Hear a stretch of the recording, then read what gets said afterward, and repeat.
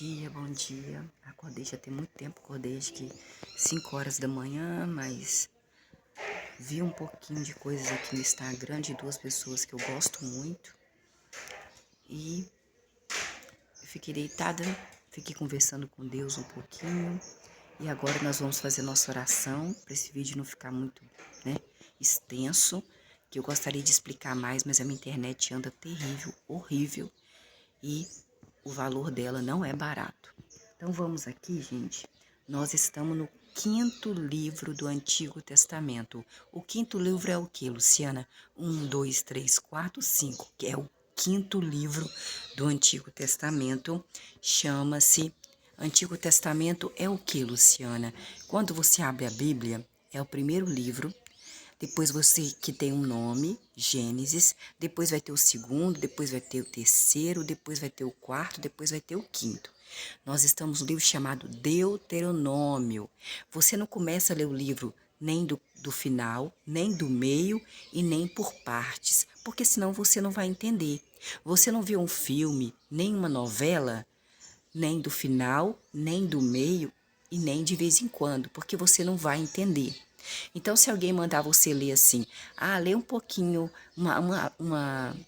uma folha do Antigo Testamento e uma folha do Novo, você não vai entender. Você tem que começar a ler do começo.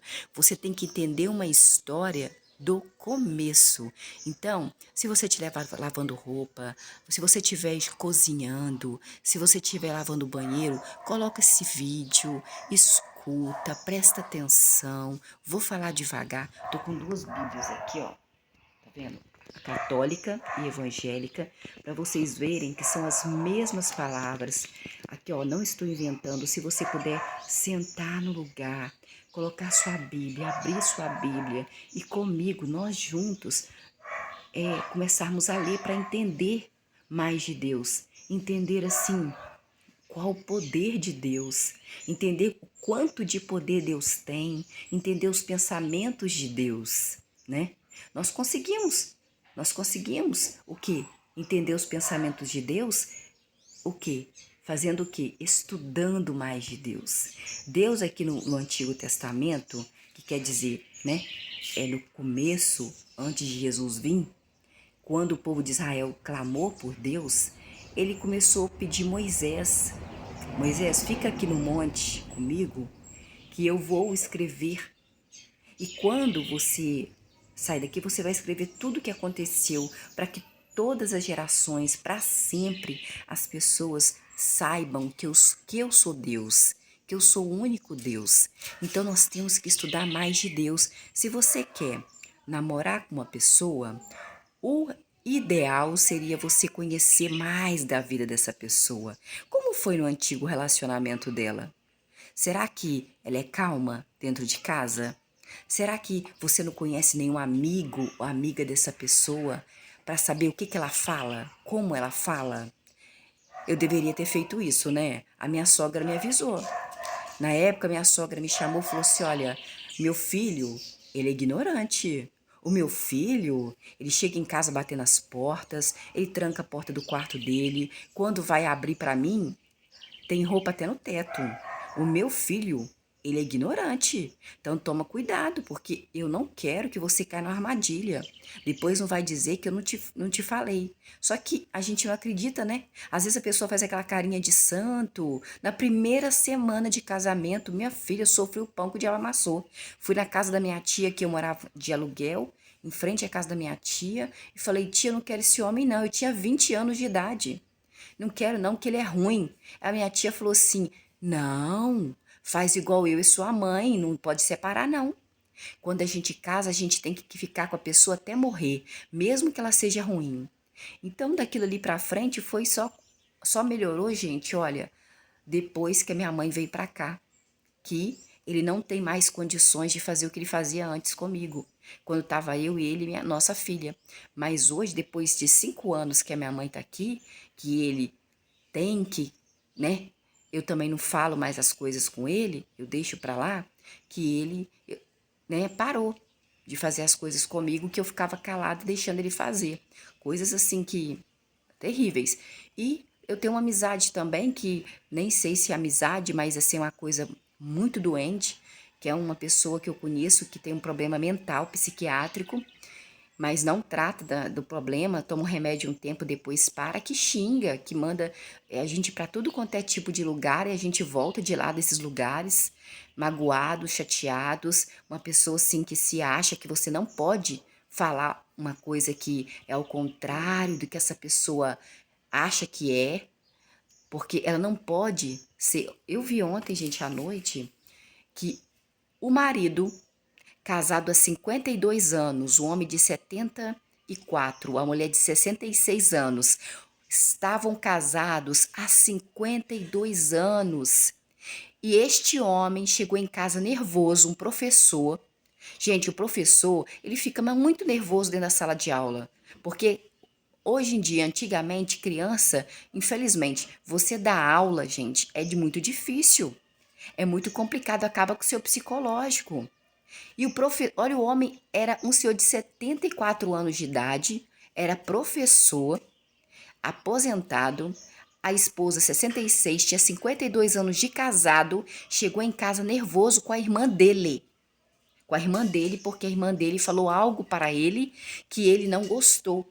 E ele fez o comentário para a esposa de 52 anos o que a irmã dele tinha falado com ele. E a esposa dele, por ter 52 anos ao lado dele, discordou dele, falou: não, você está errado, sua irmã está certa. Quando ela falou que a irmã dele estava certa e ele estava errado, ele matou a facada a mulher dele. Olha como o ser humano está. Então, eu conheço pessoas que têm um temperamento difícil demais, que tem problema psiquiátrico, que não cuida direito, que tudo dele é melhor do que todo mundo, que se eu falar que a pessoa está cansada, a pessoa briga comigo, se eu falar para não ligar 20 mil vezes no dia, briga comigo, manda eu para vários lugares e volta. Então, assim, é muito difícil, gente, não é fácil, entendeu? Mas vamos andando aí. Então temos que tomar cuidado aí. Quando você for namorar, você puxa a ficha da pessoa na polícia. Depois você puxa a ficha com os amigos, aqueles amigos que deixou de ser amigos, ou a ex-namorada que deixou de ser namorada, para ver, porque às vezes a pessoa dá de santo para você e você vai sofrer o pão que ela amassou na mão dela. Porque essas pessoas não mudam, não vão mudar, não é? Então vamos orar primeiro. Aqui é só porque eu vi isso, achei horrível, né? Nossa, horrível. Coisas que estão acontecendo, que nós estamos vendo. Gente, é melhor não namorar, é melhor não casar. Fique para Deus, minha filha, faz alguma coisa para Deus, vai fazer uma sopa de domingo para a pessoa da igreja, para pessoas que, né, que não têm condição financeiras. Hoje o mundo está tão difícil. Vai fazer a obra do Senhor, vai orar, vai engrandecer o nome de Deus, vai dar, faz um sopão, dá para os pobres, melhor do que casar. A gente continua por causa dos filhos, porque igual eu tenho filho com problema, então tem que continuar. A vida tem que continuar. Às vezes você precisa do camarada só para dirigir o carro. Precisa, às vezes. Então, infelizmente, né? Às vezes você pede o seu amigo que tem problema psiquiátrico, que tem problema de cabeça, que xinga, nomes horríveis, que tem um temperamento difícil, que te xinga, que te humilha, que grita com você, que faz de conta que é seu dono, sei lá, tem amigo que acha que é dono da gente, que liga para você 30 mil vezes, você tem que estar disponível e você fala, não, meu filho, peraí, peraí um pouquinho. Eu tenho que ter o meu momento de vida. Eu trabalho. Eu não tenho um cartão seu de aposentadoria para pagar minhas contas, não. Se não for eu trabalhar, quem vai pagar minhas contas? Então eles não entendem, né? E a pessoa grita, a pessoa xinga, a pessoa fala. Olha para você ver, o professor chegou em casa, depois de 52 anos de casado, a mulher discordou dele, falou que a irmã dele estava certa, porque devia ser um homem ignorante igual esse colega meu, e de repente ele matou a mulher dele a facada. Foi esses dias que aconteceu isso. Depois eu vi um casal que o homem tinha 74, a mulher tinha 70 e poucos.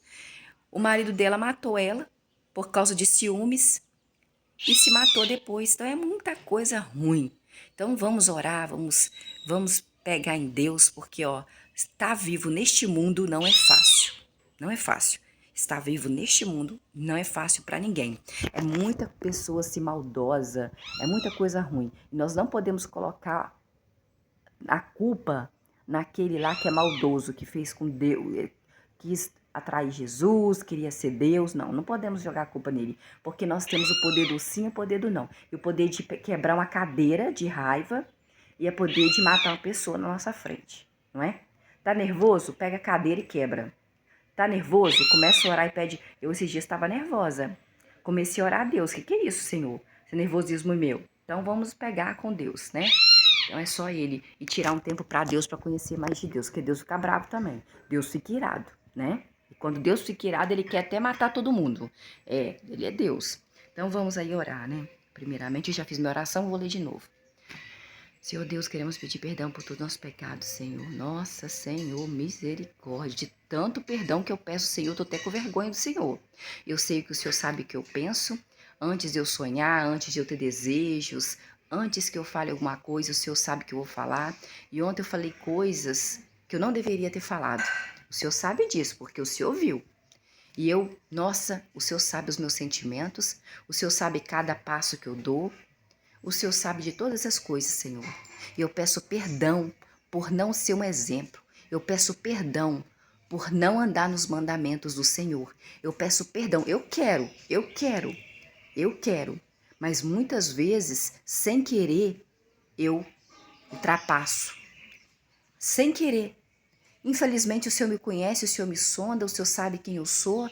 Então, infelizmente, Senhor, eu gostaria de me trancar dentro de um quarto e ficar lá dentro, orando ao Senhor. Só no momento que eu sentir fome, eu vou lá, como alguma coisa, volto para o quarto de novo, para evitar de pecar contra o Senhor. Porque o Senhor merece, mas eu não posso. Eu tenho que trabalhar, né? Para pagar, ajudar a pagar as contas, comprar as coisas. O Senhor sabe que eu tenho que tirar um rim aqui, 30 mil reais. Não é fácil, hoje remédio não é fácil. Não sei se eu vou ficar viva por muito tempo, mas eu não peço o Senhor nem para ir para o céu, nem para o inferno. Eu não peço o Senhor para nada, porque eu sei que no lugar que eu tiver de estar, eu vou estar. Eu não peço, Senhor, ai Senhor, me deixe para o céu. Não, não peço não. O que eu tiver de merecer por causa das minhas ações, eu vou merecer. Se for para mim para o céu, eu vou. Se for para o inferno, eu vou. Porque eu que tenho que me sacrificar, morrer para os seres humanos, para essa vida aqui e viver para o Senhor. Mas tem vezes que eu não estou conseguindo, não. Está sendo difícil, Senhor. Está sendo, ó, complicado. Porque quando eu vejo, já estou pecando. Então, estou tentando depois. Ontem mesmo, na hora que eu acabei de terminar de conversar com a menina, eu falei, pois é, pedi perdão a Deus de manhã, de tarde, agora, tardezinha, já estou eu pecando de novo, e Deus já deve estar... A menina até riu, falou, ó, riu, porque eu falei, aí, eu de novo pecando, falando, comentando sobre a vida dos outros. Então, vamos, gente, pedir perdão. Senhor, o Senhor é exaltado, o Senhor é glorificado, o Senhor é o único Deus que eu confio. O Senhor é Deus que faz céu, que faz estrela, que faz sol. Nenhuma pessoa que tem todo o dinheiro do mundo consegue fazer um céu. A pessoa pode ter todo o dinheiro do mundo e não consegue fazer estrela no céu. A pessoa pode ter todo o dinheiro do mundo, mas não consegue fazer chuva.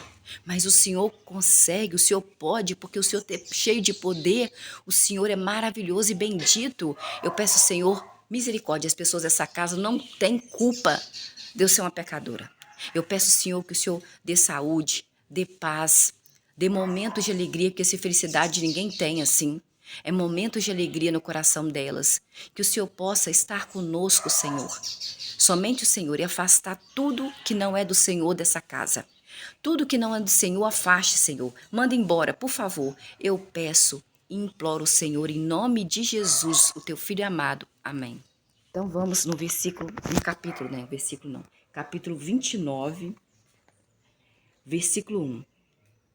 Moisés estava conversando com o povo de Israel, o que Deus mandou ele falar, tá? Estava conversando comigo? Não, estava conversando com os israelitas. Israelitas, Luciana, tem até hoje? Tem. Tem gente, uma guerra lá. Vai olhar no YouTube para você ver. Como o israelita vive? Guerreando, com o próprio sangue, sua própria descendência, brigando. É igual brasileiro brigando com brasileiro, né? Da sua própria etnia. E olha que os israelitas, eles vieram da descendência e sangue de Jacó, né? Então vamos lá. Capítulo 29, versículo 1. Essas são as palavras do pacto que Jeová mandou Moisés fazer com o povo de Israel na terra de Moabe, além do pacto que havia feito com eles no monte Horebe. Versículo 2. Então Moisés convocou todo o povo de Israel e disse: Povo de Israel, vocês viram tudo que Jeová, Javé, não sei como você o chama, fez diante dos seus olhos na terra do Egito, a Faraó, a todos os seus servos do Faraó, e a toda a sua terra, a terra do Egito, do Faraó. Versículo 3. Os grandes julgamentos que os seus olhos, povo de Israel, viram. Você não ouviu falar, você viu. Aqueles grandes sinais, aqueles grandes milagres que Deus fez lá na terra do Egito, lembra? Que as pragas que Deus mandava, as doenças, as mortes que Deus mandava, os gafanhotos para comer tudo, o sangue na água, transformou o rio, toda a água com sangue, sangue mesmo, que fedia, sangue. Então, ele está falando que o povo de Israel que estava lá no deserto, eles viram, eles não ouviram falar igual nós. Eles ouviram, eles viram tudo que aconteceu, que Deus fez. Versículo 4. Mas Jeová não deu a vocês, povo de Israel, um coração para entender. Deus não deu um coração para vocês, nem para entender e nem para olhos para ver. Deus não deu nem ouvidos para vocês, povo de Israel, para ouvir até o dia de hoje. Que Deus, então, da permissão de Deus, da vontade de Deus, Deus não deixou eles enganados.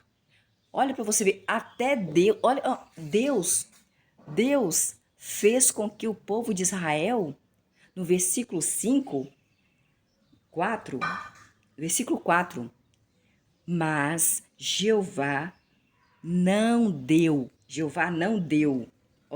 a vocês um coração para entender. Deus não queria que eles entendessem. Deus não queria que o povo de Israel entendesse o que Deus fez lá no Egito. Nem olhos para ver. Deus fez com que eles, mesmo vendo, não olhassem, não conseguissem ver o que Deus estava fazendo. Nem ouvidos para ouvir até o dia de hoje. Deus não deixou nem que eles lembrassem o que eles escutaram até o dia de hoje. Deus não deu para eles isso. Versículo 5. Enquanto Moisés os guiava por 40 anos no deserto, as roupas que vocês usavam não se gastaram, vocês observaram? E as suas sandálias não se gastaram nos seus pés. Pensou você ficar com a sandália 40 anos andando sem parar? Parava, né, gente? Mas ficava com a mesma roupa, não desgastar a roupa e não desgastar as sandálias, o poder de Deus. Versículo 6. Vocês não comeram pão, vocês não tomaram vinho, nem outras bebidas alcoólicas, a fim de que soubessem que eu sou Jeová. Então, eles não tomaram vinho e nem bebida alcoólica porque Deus queria que eles soubessem que Ele era Deus fazendo várias coisas para que eles conseguissem observar quem era Ele.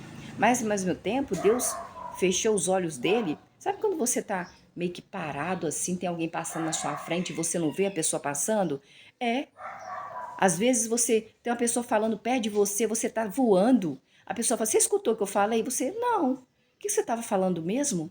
É a mesma coisa que aconteceu no versículo 4 do capítulo 29 de Deuteronômio. Deus não deixou com que eles vissem realmente o que ele tinha feito. Era vontade de Deus.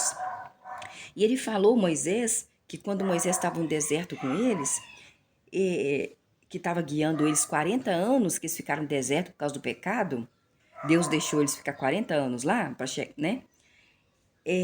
As roupas deles, que eles estavam usando, não se gastaram. E as sandálias não se gastaram nos pés deles, do povo de Israel. Versículo 6. Vocês não comeram pão, não tomaram vinho, nem outras bebidas alcoólicas, por causa de um motivo. Deus deu motivo. Para que o povo de Israel soubesse que Ele é Deus, Ele é Jeová, que é o Deus deles, de Israel. Versículo 7. Por fim vocês chegaram a este lugar que se chama Sion. Vocês chegaram a este lugar. E Sion é o nome do rei de Esbom. E Og, que é rei de Bassã. E vieram ao nosso encontro em batalha para nos derrotarmos. Sion queria nos derrubar, queria nos matar, porque ele ficou com medo, ele viu aquele povo diferente, que era um povo que tinha muita gente. Nossa Senhora, da onde saiu tanta gente assim? E eles queriam matar o povo de Deus. O que é o povo de Deus? Que é escolhido de Deus, o povo de Israel. Em batalha, mas Deus não deixou não. Versículo 8. Depois tomamos a terra deles, daqueles que queriam nos matar, que é o rei de Esbom e Bassã. Nós tomamos por causa da vontade de Deus e do poder de Deus. E demos com essas terras como herança aos Rubenitas, que são os filhos de Ruben, filho de Jacó, aos Gaditas e a meia tribo dos Manassitas, que são descendentes de Jacó também, que é israelitas. Versículo 9. Portanto, guardem as palavras deste pacto e obedeçam-nas, a fim de que tudo o que vocês fizerem seja bem sucedido. Se você sempre andar nos mandamentos de Deus, tudo vai ser bem sucedido para você, tudo vai dar certo. Versículo 10. Todos vocês estão hoje perante Jeová, o seu Deus, os cabeças das suas tribos, seus anciãos, seus oficiais, todos os homens de Israel. Versículos 11. Suas crianças, suas esposas e seu residente estrangeiro que está no seu acampamento, desde aquele que ajunta lenha para você, até o que tira água para você. Versículo 12. Você, povo de Israel, está aqui para entrar no pacto de Jeová, o seu Deus, e no juramento que Jeová, seu Deus, está fazendo hoje com você.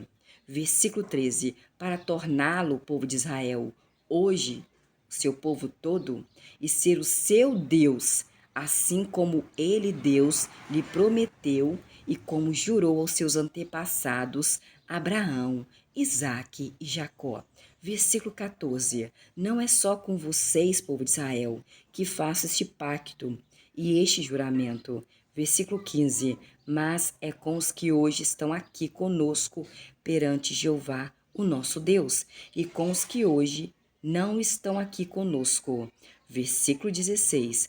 Pois vocês, povo de Israel, sabem muito bem como era a nossa vida quando morávamos lá na terra do Egito, e como foi passar pelo meio de várias nações na nossa viagem de 40 anos no deserto.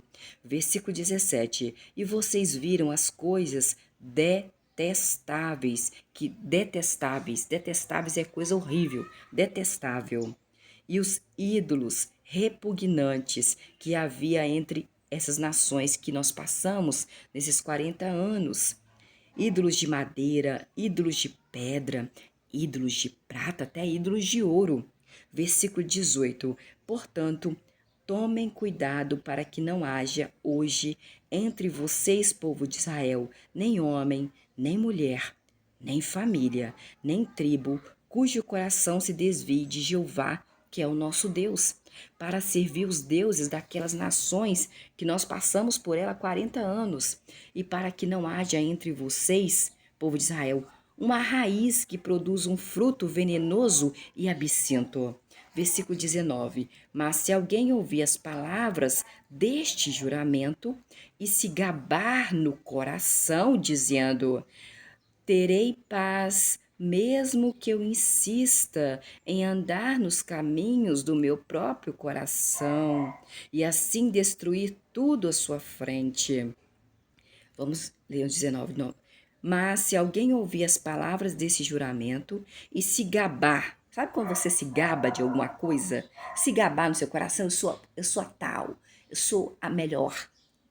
Se você se gabar no seu coração, dizendo: olha, eu terei paz, mesmo que eu insista em andar nos caminhos do meu próprio coração, da minha própria vontade, e assim destruir tudo à minha frente. Versículo 20: Jeová não estará disposto a perdoá-lo se você andar com seu próprio coração se gabando aí. Ai, eu posso andar com meu próprio coração, posso fazer o que eu quiser, não vou, porque não vou ficar me prostrando diante de Deus e fazendo o que Deus quer, não. Deus não vai perdoar você por isso no versículo 20. Em vez disso, a grande ira de Deus se acenderá contra esse homem que se gabar, e toda maldição escrita neste livro certamente virá sobre este homem, e Jeová apagará o nome deste homem de debaixo dos céus, quer dizer, vai morrer. Versículo 21. Então Jeová separará este homem de todas as tribos de Israel, para que sofra a calamidade. Antes de morrer, sofrer muito é ruim, né, gente? De acordo com toda a maldição do pacto escrito neste livro da lei. Versículo 22. Quando a geração futura dos seus filhos e o estrangeiro de uma terra distante virem as pragas dessa terra, as doenças que Jeová tiver trazido sobre essa terra, versículo 23, enxofre, sal, incêndios, de modo que toda a sua terra não será semeada e nem brotará nada nela, nem surgirá nela nenhuma vegetação, como na devastação de Sodoma e Gomorra, Edimá e Zeboim, que Jeová destruiu na sua ira, na ira de Deus e no furor de Deus. Ora, ira e furor são sentimentos. Meu Deus, Senhor, eu não quero que a ira e o furor do Senhor venha sobre mim, não. Eu vou fazer de tudo para fugir da aparência do mal. Vou fugir de tudo para que eu não peque contra o Senhor. Eu vou tentar. E Deus sabe que eu estou tentando. Versículo 24. Eles e todas as nações irão dizer: por que Jeová fez isso a essa terra? Botou fogo, botou doença, todo mundo doente. Por que Deus fez tudo isso? Por que tanta coisa malvada? Por que Deus, assim, destruiu essa terra, esse povo? O que causou essa ira ardente tão grande de Deus para fazer isso? Versículo 25. Então responderão: foi porque eles abandonaram o pacto que Deus dos seus antepassados, Abraão, Isaque e Jacó, fez com eles quando os tirou lá da terra do Egito. Versículo 26. Mas eles, os israelitas, serviram a outros deuses e se curvaram diante de outros deuses, deuses que não conheciam e que Deus não lhes havia permitido adorar, somente adorar a Ele, Deus Pai de Jesus, ajoelhar somente na frente de Deus Pai de Jesus. Versículo 27. Então a ira é uma coisa muito brava. A ira ardente de Jeová veio contra essa terra, trazendo sobre essa terra toda a maldição escrita neste livro. Versículo 28. Por isso, Jeová os arrancou da sua terra em ira, bravo, e grande furor e grande indignação. Deus fica indignado. Eu fico indignada, você fica indignada. Você fica irada, Deus fica irado também. Deus fica cheio de furor, eu também fico cheia de furor. Deus sabe o que nós sentimos. E os deportou para outra terra, onde estão hoje. Versículo 29. As coisas escondidas pertencem a Jeová, o nosso Deus, mas as coisas reveladas pertencem a nós e a nossos descendentes para sempre, a fim de cumprirmos todas as palavras da lei de Deus.